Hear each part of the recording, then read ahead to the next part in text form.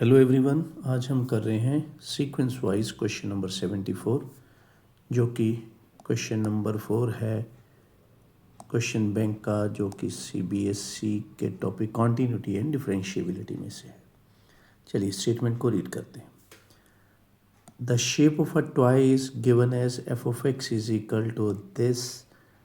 To make the toy beautiful, two sticks which are perpendicular to each other were placed at a point 2,3 above the toy. तो वो यहाँ पे आप देख सकते हैं, ये यहाँ पे है ये 2,3।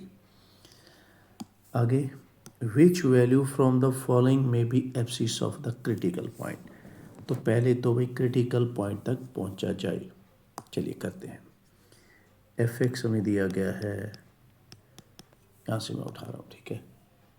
एफ एक्स है हमारा 6, 2x raise to the power 4 minus x square.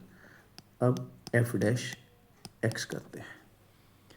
F dash x में ये 6, 8x क्यूब माइनस 2x, इसमें से कॉमन निकालते हैं, जो भी मैक्सिमम कॉमन निकल सकता है। 2x निकल जाएगा आई थिंक, तो ये आ जाएगा 4x स्क्वायर माइनस 1, ये बनेगा 12x, यहाँ पे 4x स्क्वायर माइनस 1,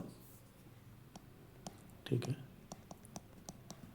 अब क्रिटिकल पॉइंट निकालने, तो इसको मैं रखता हूँ इक्वल टू 0, ठीक है। यहाँ पे मैं बोलूँगा either x is equal to 0 और 4x square minus 1 is equal to 0। यहाँ से आ जाएगा x square is equal to 1/4 और x आ जाएगा प्लस माइनस 1/2। तो ये क्रिटिकल पॉइंट्स हमारे निकल के आए हैं। अब देखते हैं कि ऑप्शन में क्या क्या अवेलेबिलिटी है। तो यहाँ पे तो मेरे को नज़र आ रहा है सिर्फ ये प्लस माइनस 1/2, तो इसको मैं टिक कर दूंगा। अब आते हैं सेकेंड पार्ट पे। Find the slope of the normal based on the position of the stick. तो नॉर्मल हमने फाइंड आउट करना है। पोजीशन ऑफ द स्टिक कहाँ थी? स्टिक की पोजीशन थी 2,3 पे, तो यहीं पे हमें स्लोप ऑफ नॉर्मल ढूंढनी है। तो स्लोप ऑफ नॉर्मल के लिए क्या करेंगे, पहले तो मैं यहाँ पर ही एफ डैश के अंदर मैं 2 पुट कर दूंगा एक्स की जगह पे, वो आ जाएगी मेरी स्लोप ऑफ टेंजेंट, क्योंकि इस पॉइंट पे फाइंड आउट करना है और यहाँ पे एक्स क्या है हमारा 2 है, तो इसलिए मैंने 2 पुट किया, ठीक है। चलो मैं यहाँ पे देखता हूँ कहाँ ज़्यादा इजी रहेगा, यहाँ पुट कर लेते हैं। ये है 6 into 2 into 2, 4 into 2 square minus 1, 24 आ गया ये है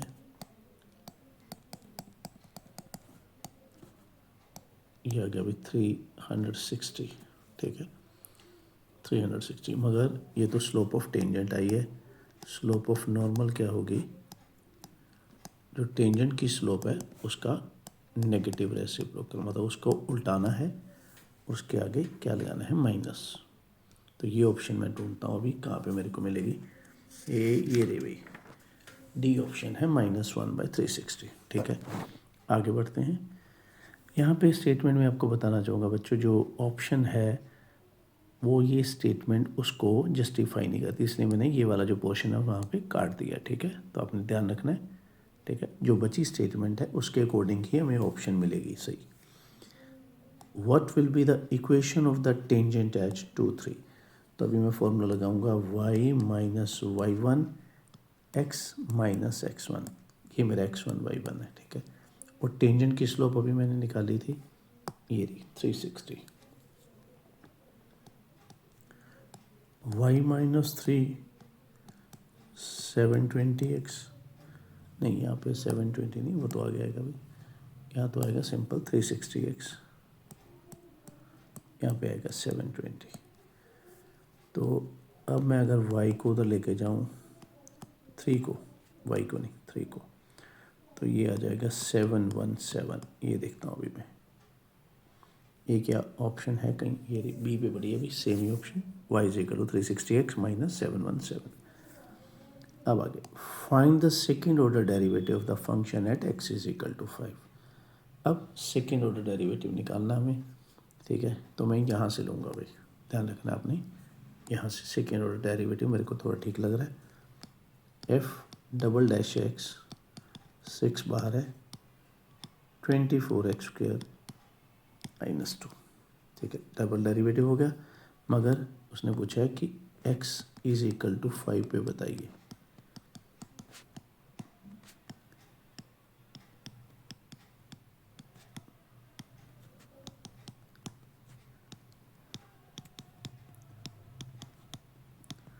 यहाँ पे हम 24 को 25 से मल्टीप्लाई कर लेते हैं, देख लेते हैं क्या आता है। 24 × 25, ये है भी 600 -2,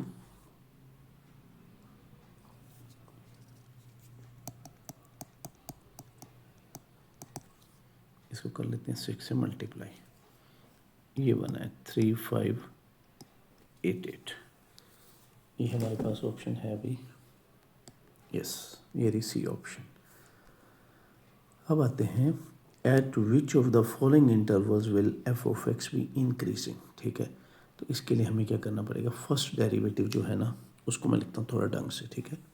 यहाँ से मैं थोड़ा कलर चेंज करता हूँ, चलो यहाँ पे इसके मैं फैक्टर्स बना के लिखता हूँ, ठीक है। तो मैं बोल सकता हूँ कि बाहर मेरे पास 12x है, ये f' की बात कर रहा हूँ मैं, ठीक है। और यहाँ पे मेरे पास है 2x - 1, 2x + 1। अब यहाँ से वैल्यूज़ जो हमारे पास है थी क्रिटिकल पॉइंट्स, उनको मैं नंबर लाइन के ऊपर लगाने लगा हूँ। एक तो आया था 0, ये रहा, ठीक है। एक आया -1/2, तो मेरे को इधर जाना पड़ेगा भाई, ये -1/2 इधर है। एक मेरा आया था +1/2, मेरे को इधर लगाना पड़ेगा।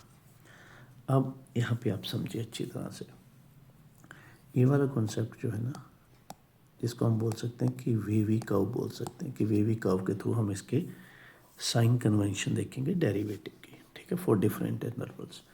तो यहाँ पे हमारा जो x है, जितना भी x हमारे पास है, मल्टीप्लाई करने के बाद उसका कोफिशिएंट क्या है हमारा, पॉजिटिव। जो भी x की हाईएस्ट पावर बनेगी उसका कोफिशिएंट है पॉजिटिव।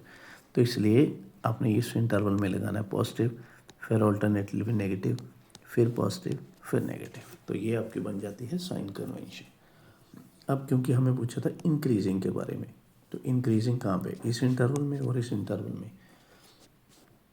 तो अब हम जल्दी से लिखेंगे, function is increasing in the interval -1 to 0 union 1/2 to infinity. अब इस ऑप्शन को ढूंढ लेते हैं, मेरे को तो ये लग रही है बी ऑप्शन। ये देखिए जरा, चलिए अभी वेरीफाई करते हैं सारे आंसर्स हमारे जो हैं। पहले का भी हमारा ठीक है, दूसरे का कहाँ है, ये रहा, ठीक है, डी भी ऑप्शन सही है। तीसरे का हमारा बी ऑप्शन सही है, फोर्थ का सी ठीक है, और फिफ्थ का भी ठीक है। चलिए भी यहाँ पे हमारा जो केस स्टडी है ये वाला फिनिश होता है, ठीक है। तो अगर बोर्ड क्वेश्चंस अपने करने हैं तो इसी प्लेलिस्ट में रुकना है आपको, इसमें सारे बोर्ड क्वेश्चंस हैं जो अब तक सीबीएसई ने डाले हैं केस स्टडी, जब से केस स्टडी शुरू है तब से लेके आज तक, ठीक है। और अगर आप नए केस स्टडी ट्राई करना चाहते हो तो दूसरी प्लेलिस्ट पे जाओ, जिसका स्क्रीन पे आपको लिंक मिलेगा, ठीक है। और अगर आपको समझ आ रहा है अच्छी तरह से, एक एक क्वेश्चन जो है तसल्ली हो रही है आपकी कि हाँ, कि कैसे केस स्टडीज़ हैंडल करने हैं, तो ज़्यादा से ज़्यादा लाइक करें, शेयर करें, कमेंट करें, कोई भी अगर कन्फ्यूज़न है उसको लिखें, और ज़्यादा से ज़्यादा सब्सक्राइब करें। तो जल्दी मिलते हैं नेक्स्ट केस स्टडी में, तब तक के लिए बाय बाय, टेक केयर।